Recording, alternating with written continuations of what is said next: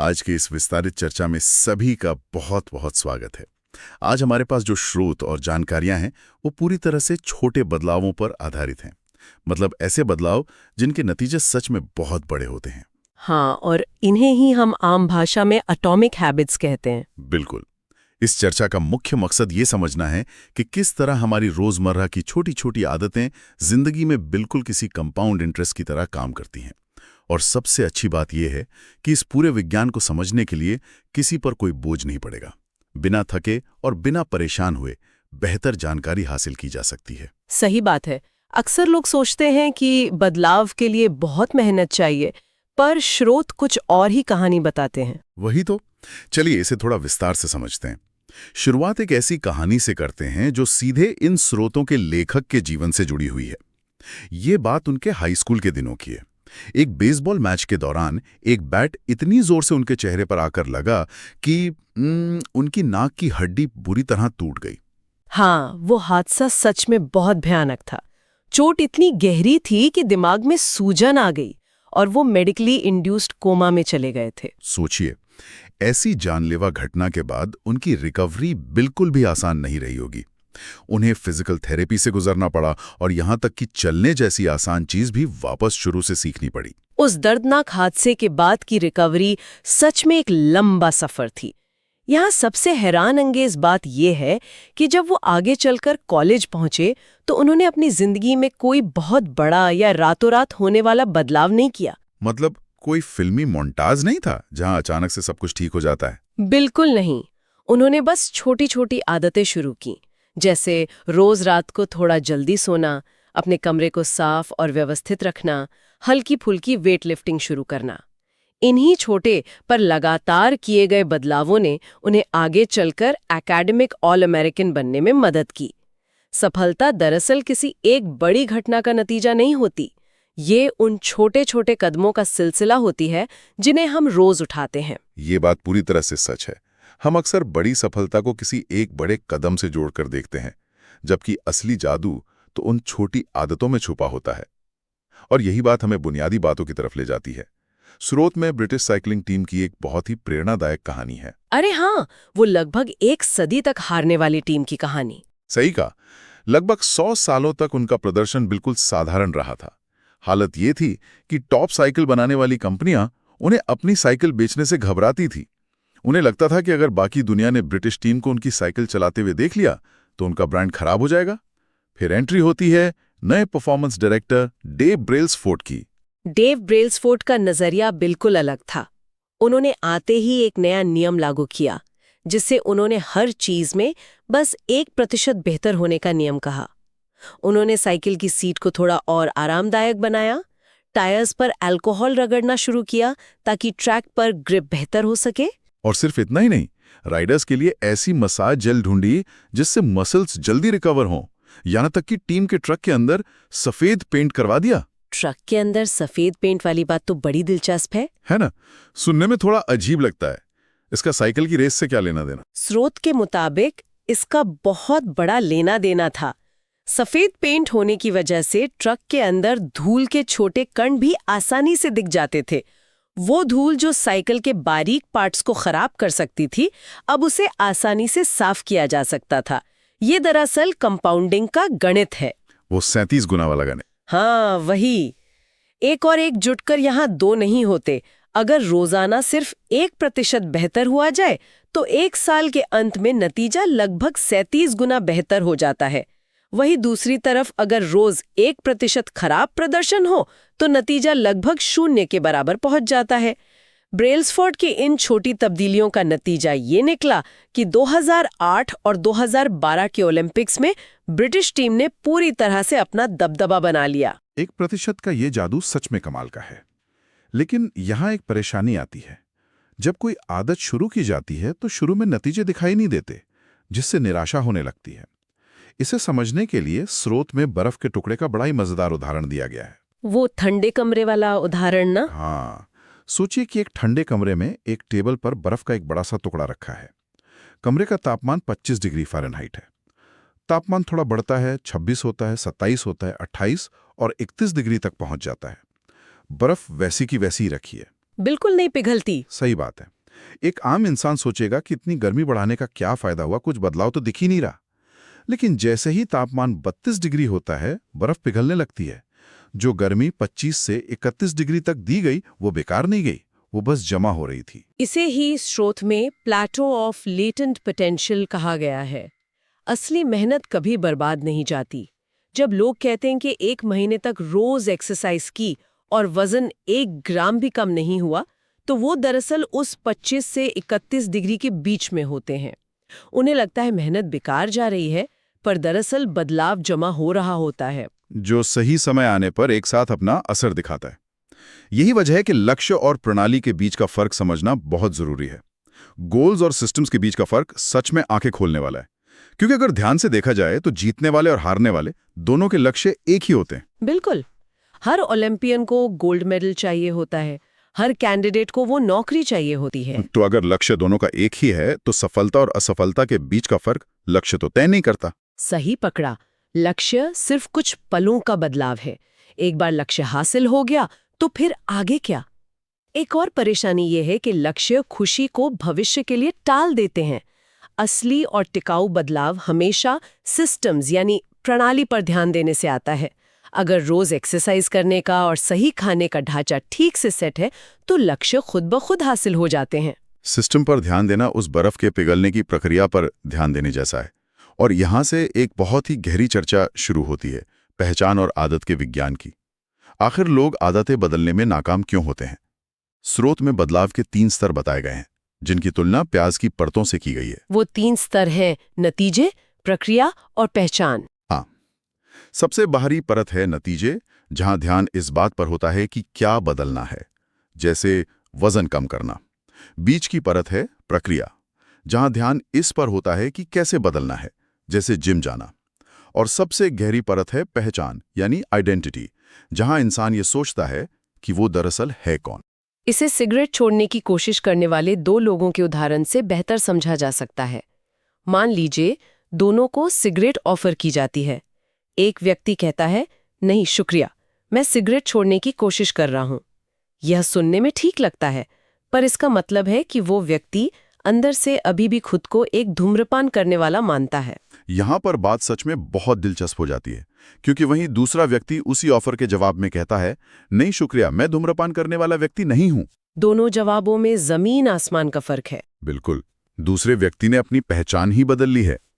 जब पहचान बदलती है तो आदत खुद ब खुद उस पहचान के अनुरूप ढल जाती है। और पहचान और आदत के इस नाते को और गहराई से समझने के लिए हमें थोड़ा पीछे जाना होगा। 1898 में एडवर्ड थॉर्नडाइक नाम के एक मनोवैज्ञानिक ने बिल्लियों पे एक प्रयोग किया था। उन्होंने भूखी बिल्लियों को एक स्पेशली डिजाइन किए गए पजल बॉक्स में बंद कर दिया। उस बॉक्स में एक लीवर था जिसे दबाने से दरवाजा खुल जाता और खाना मिल जाता। शुरू में तो बिल्लियां बॉक्स के अंदर परेशान हुई होंगी, उन्होंने इधर उधर पंजे मारे होंगे, फिर अचानक गलती से उनका पंजा उस लीवर पर पड़ गया होगा और दरवाजा खुल गया होगा। वैसा ही हुआ, पर मजेदार बात तब शुरू हुई जब थॉर्नडाइक ने इस प्रयोग को बार बार दोहराया। जैसे जैसे बिल्लियों को बार बार बॉक्स में डाला गया, उनकी इधर उधर पंजे मारने की हरकतें कम होती गईं। उन्होंने सीख लिया था कि किस चीज से उन्हें इनाम मिलता है। मतलब वो सीधे जाकर लीवर दबाने लगे। हाँ, कुछ ही कोशिशों के बाद। थॉर्नडाइक का ये प्रयोग दरअसल आदत बनने के 4 बुनियादी कदम तय करता है। पहला कदम है इशारा, जो दिमाग को बताता है कि आसपास कोई इनाम है। दूसरा है तलब, उस इनाम को पाने की बेचैनी। तीसरा है प्रतिक्रिया, वो काम जो इनाम पाने के लिए किया जाता है। और चौथा है इनाम, जो आखिर में मिलता है। और स्रोत के हिसाब से यही 4 कदम आगे चलकर आदत बदलने के 4 नियम बनते हैं। तो चलिए सीधे पहले नियम पर चलते हैं, जो कहता है इशारे को स्पष्ट बनाएं। हमारा दिमाग एक बहुत ही शक्तिशाली प्रिडिक्शन मशीन है। वो अनुभवों के आधार पर आने वाली घटनाओं की भविष्यवाणी करता रहता है। स्रोत में एक पैरामेडिक की कहानी दी गई है जो किसी थ्रिलर से कम नहीं है। उसने अपने ससुर का चेहरा देखते ही हार्ट अटैक पहचान लिया था ना? हाँ, जैसे ही उसने दूर से अपने ससुर का चेहरा देखा, वो घबरा गई। उसने तुरंत कहा कि उन्हें अभी के अभी हॉस्पिटल जाना होगा। उन्हें कुछ महसूस नहीं हो रहा था, पर उसकी जिद की वजह से वो गए और वहां हॉस्पिटल पहुंचते ही उन्हें एक बड़ा हार्ट अटैक आया। सालों से हार्ट अटैक के मरीजों को देखते देखते उसके दिमाग ने अनजाने में ही उन इशारों को पढ़ना सीख लिया था, जैसे चेहरे का रंग बदलना या ब्लड सर्कुलेशन में फर्क आना। उसका सचेत दिमाग नहीं जानता था, पर अवचेतन दिमाग ने इशारा पकड़ लिया था। दिमाग का इशारों को बिना बताए पकड़ लेना ही सबसे बड़ी चुनौती है। इसीलिए अपनी आदतों को सुधारने के लिए हमें इन अनजाने इशारों को अपने सचेत दिमाग तक लाना होगा। जापानीज रेलवे सिस्टम में इसका एक बेहतरीन उदाहरण मिलता है। वहाँ पॉइंटिंग एंड कॉलिंग टेक्निक का इस्तेमाल होता है। हाँ, वहाँ ट्रेन ऑपरेटर और बाकी स्टाफ हर सिग्नल की तरफ उंगली दिखाते हैं और बोलकर बताते हैं कि सिग्नल हरा है या दरवाजे बंद हो गए हैं। इसे रोजमर्रा की जिंदगी में हैबिट स्कोर कार्ड बनाकर इस्तेमाल किया जा सकता है। एक पेपर पर दिन भर की आदतों को लिखिए और उनके आगे प्लस, माइनस या बराबर का निशान लगाइए। जब बातें पेपर पर बोलकर और लिखकर सामने आती हैं, तभी सच्चाई दिखती है। नई आदतों को आसान बनाने के लिए एक और जबरदस्त तरीका स्रोत में बताया गया है, जिसे हैबिट स्टैकिंग कहते हैं। ये दिद्रो इफेक्ट से जुड़ा हुआ है। दिनेश दिद्रो की कहानी बड़ी दिलचस्प है। एक दिन उन्हें एक बहुत खूबसूरत और महंगा लाल चोगा गिफ्ट में मिला, पर कुछ ही दिनों में उस चोगे ने उनकी जिंदगी उथल-पुथल कर दी। एक कपड़े का टुकड़ा जिंदगी कैसे उथल-पुथल कर सकता है? क्योंकि उस नए सोफे के सामने उनके घर का बाकी सामान पुराना और बेकार लगने लगा। उन्हें लगा कि इतने शानदार सोफे के साथ उनकी पुरानी कुर्सी बिल्कुल मेल नहीं खाती, तो उन्होंने नई कुर्सी खरीद ली, फिर नई डेस्क खरीद ली। धीरे-धीरे एक नए सोफे की वजह से उन्होंने अपने घर का पूरा सामान ही बदल डाला। एक चीज ने दूसरी चीज को जन्म दिया। और यही डिडरॉट इफेक्ट है। हम इस चेन रिएक्शन का फायदा हैबिट स्टैकिंग में उठा सकते हैं। नई आदत को सीखने के लिए उसे किसी पुरानी आदत के ठीक बाद जोड़ देना चाहिए। फॉर्मूला बिल्कुल सरल है। जब मैं सुबह चाय का कप सिंक में रखूंगी, तब मैं तुरंत एक सेब खाऊंगी। पुरानी आदत एक नया इशारा बन जाती है। माहौल का असर भी तो बहुत मायने रखता है ना। माहौल सबसे बड़ा इशारा है। एन थॉर्नडाइक नाम की एक डॉक्टर ने बॉस्टन के एक हॉस्पिटल कैफेटेरिया में पानी की बोतलें अलग अलग ऐसी जगहों पर रख दी जहां पहले सिर्फ सोडा रखा होता था।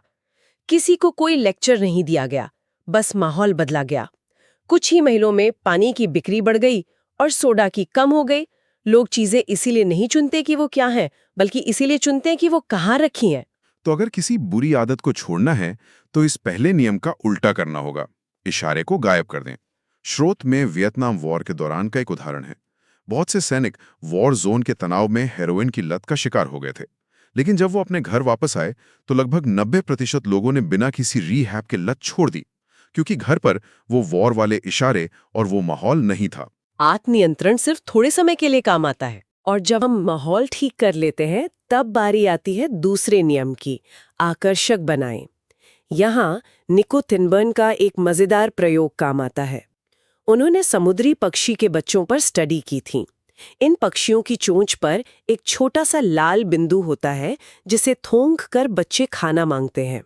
टिनबर्ग ने एक नकली चोंच बनाई और उस पर एक बहुत ही चमकीला बड़ा लाल बिंदु बना दिया। वो बच्चे उस नकली चोंच को देखकर पागल ही हो गए होंगे। बिल्कुल पागल हो गए। वो उस पर बार बार चोंच मारने लगे। इसे मनोविज्ञान में सुपरनॉर्मल स्टिम्युलाई कहलाता है, यानी ऐसी चीज जो असल जिंदगी से भी ज्यादा आकर्षक होती है। आज के जमाने का जंक फूड हमारे दिमाग के लिए ठीक वैसा ही काम करता है। उन्हें ऐसे डिजाइन किया गया है ताकि हम खुद को रोक न सकें। और इस आकर्षण के पीछे डोपामिन काम करता है। लोगों को लगता है डोपामिन सिर्फ खुशी मिलने पर निकलता है। यही सबसे बड़ा ट्विस्ट है। डोपामिन सिर्फ इनाम मिलने पर नहीं बढ़ता, बल्कि इनाम की उम्मीद में सबसे ज्यादा बढ़ता है। जब उम्मीद होती है कि कुछ अच्छा होने वाला है, तब दिमाग में डोपामिन का लेवल तेजी से ऊपर जाता है। इस उम्मीद का फायदा उठाने के लिए स्रोत में टेम्पटेशन बंडलिंग नाम की टेक्निक बताई गई है। एक इंजीनियरिंग स्टूडेंट रोनन बर्न ने नेटफ्लिक्स देखने और फिट रहने का एक जुगाड़ निकाला। उन्होंने अपनी साइकिल और कंप्यूटर को ऐसे हैक किया कि जब तक वो तेजी से पेडल मारते रहेंगे तब तक ही नेटफ्लिक्स चलेगा। पेडल मारना धीमा किया तो नेटफ्लिक्स बंद। या फिर एबीसी नेटवर्क का कैंपेन देख लीजिए, जहां टीवी शोज के साथ रेड वाइन और पॉपकॉर्न को जोड़ा गया। इसके साथ साथ सामाजिक प्रभाव भी हमारी आदतों को आकर्षक बनाने में बड़ा किरदार निभाते हैं। पोलगर बहनों का उदाहरण देखिए, जहां 3 बहनें चेस की दुनिया में चैंपियन बनी। उनके पिता ने बचपन से ही घर का माहौल ऐसा बना दिया था जहां चेस खेलना सबसे मजेदार काम माना जाता था। आमतौर पर लोग 3 तरह के लोगों की आदतें अपनाते हैं, अपने करीबी लोग, भीड़ और ताकतवर लोग। ऐश का लाइन लेंथ वाला मशहूर एक्सपेरिमेंट दिखाता है कि लोग भीड़ के साथ चलने के लिए गलत जवाब भी दे देते हैं। तो अगर किसी बुरी आदत से छुटकारा पाना हो तो हमें इसे अनाकर्षक बनाना होगा, अपना नजरिया बदलकर। अक्सर लोग कहते हैं कि मुझे आज ऑफिस जाना पड़ेगा। पड़ेगा शब्द एक बोझ जैसा लगता है। अगर बस ये सोचा जाए कि मुझे आज काम पर जाने का मौका मिल रहा है, तो आदत का पूरा आकर्षण ही बदल जाता है। सही कहा। अब तीसरे नियम की तरफ बढ़ते हैं, आसान बनाएं। यहाँ लोग सबसे बड़ी गलती करते हैं। वो आदत शुरू करने से पहले इतनी प्लानिंग करने लगते हैं कि काम शुरू ही नहीं हो पाता। यहाँ गति यानी मोशन और काम यानी एक्शन के बीच फर्क समझना होगा। फ्लोरिडा यूनिवर्सिटी के एक फोटोग्राफी क्लास का उदाहरण इसे अच्छे से समझाता है। प्रोफेसर ने क्लास को 2 हिस्सों में बांटा। एक हिस्सा था क्वांटिटी, जिन्हें सैकड़ों फोटोज खींचने थे। दूसरा हिस्सा था क्वालिटी, जिन्हें सिर्फ एक परफेक्ट फोटो खींचनी थी। आमतौर पे लोग सोचेंगे कि जिस ग्रुप को परफेक्ट फोटो खींचनी थी उनकी फोटो सबसे अच्छी होगी। पर नतीजे बिल्कुल उल्टे थे। सबसे बेहतरीन फोटोज क्वांटिटी वालों की थीं। ऐसा इसीलिए हुआ क्योंकि क्वांटिटी वाला ग्रुप लगातार फोटोज खींच रहा था। उन्होंने असल में प्रैक्टिस की थी, जबकि दूसरा ग्रुप सिर्फ प्लानिंग में अटका रहा। अगर हम इसे बड़े नजरिए से देखें तो मनुष्य का स्वभाव ही ऐसा है कि वो आसान रास्ता ढूंढता है। जैरेड डायमंड की किताब का उदाहरण बताता है कि कृषि का विस्तार यूरोप और एशिया में बड़ा आसान था, क्योंकि वो ईस्ट वेस्ट दिशा में फैले हुए हैं। बिल्कुल, वहां का मौसम लगभग एक जैसा रहता है। लेकिन अमेरिका में कृषि का फैलाव नॉर्थ साउथ था, जहां थोड़ी दूर चलने पर ही मौसम पूरी तरह बदल जाता था। इंसान और प्रकृति हमेशा सबसे आसान रास्ता चुनती है। इसे लॉ ऑफ लीस्ट एफर्ट कहते हैं। इसीलिए आदतों को आसान बनाने के लिए रुकावटों को कम करना चाहिए। एक जापानीज टीवी फैक्ट्री में काम करने के तरीके में छोटी छोटी रुकावटों को हटाकर प्रोडक्टिविटी बहुत बढ़ाई गई। और यहीं आती है मेरी पसंदीदा टेक्निक, द 2 मिनट रूल। मशहूर डांसर ट्वाइला थाप का जिम जाने का असली रिचुअल जिम में मेहनत करना नहीं, बल्कि सुबह उठकर बाहर निकलना और एक टैक्सी रोकना है। उसमें 2 मिनट से भी कम लगते हैं। तो इन सब का आखिर क्या मतलब है? इसका मतलब ये है कि किसी नई आदत को शुरू करने में 2 मिनट से कम का वक्त लगना चाहिए। आदत को बेहतर बनाने से पहले उस आदत का वजूद में आना जरूरी है। जो आदत शुरू ही नहीं हुई, उसे सुधारा कैसे जा सकता है? और बुरी आदतों से छुटकारा पाने के लिए उन्हें मुश्किल बनाएं। लेखक विक्टर ह्यूगो ने अपनी किताब पूरी करने के लिए अपने बाहर पहनने वाले सारे कपड़े एक तिजोरी में बंद करवा दिए थे। या फिर पैटरसन का कैश रजिस्टर का उदाहरण ले लीजिए, जिसने कर्मचारियों के लिए चोरी करना असंभव बना दिया। अब आखिर में आता है चौथा और सबसे अहम नियम, संतोषजनक बनाएं। पहले 3 नियम तय करते हैं कि आदत आज की जाएगी या नहीं, पर यह चौथा नियम तय करता है कि आदत कल दोहराई जाएगी या नहीं। स्टीवन ल्यूबी का कराची वाला हाथ धोने का प्रयोग बहुत मशहूर है।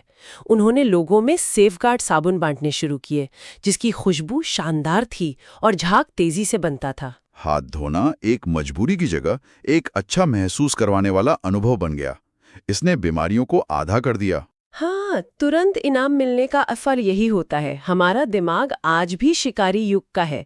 पुराने वक्त में हर चीज का इनाम तुरंत मिलता था, पर आज की दुनिया ऐसी है जहां मेहनत आज की जाती है और नतीजा सालों बाद मिलता है।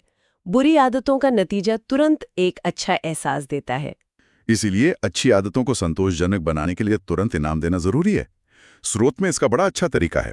मान लीजिए बाहर का खाना ना खाने का तय किया गया है। जब भी बाहर जाने से बचे तो तुरंत कुछ पैसे एक सेविंग्स अकाउंट में डाल दें जिसका नाम हो ट्रिप टू यूरोप। ये अपने आप में संतोष देता है। आवश्यक बनाएं, आसान बनाएं और आखिर में संतोषजनक बनाएं। इनसे जिंदगी की दिशा बदल सकती है।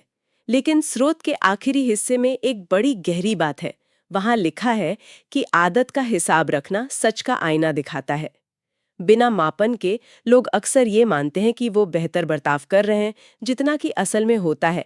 सिर्फ सटीक मापन यानी ट्रैकिंग ही वो सच्चा आईना है जिसमें देखने से डर लगता है, पर प्रगति के लिए यही जरूरी है। अगर बस एक दिन के लिए पूरी ईमानदारी से आदतों को ट्रैक किया जाए तो ना जाने ऐसी कौन सी सच्चाई सामने आएगी जो अब तक छुपी हुई थी। सच में ये एक बहुत ही गहरा विचार है जिस पर जरूर गौर किया जाना चाहिए। आज की इस विस्तारित चर्चा में जुड़े रहने के लिए सभी का शुक्रिया। आगे भी स्रोतों को इसी तरह से खंगाल कर बेहतरीन जानकारियां लाते रहेंगे। तब तक के लिए आगे बढ़ते रहिए।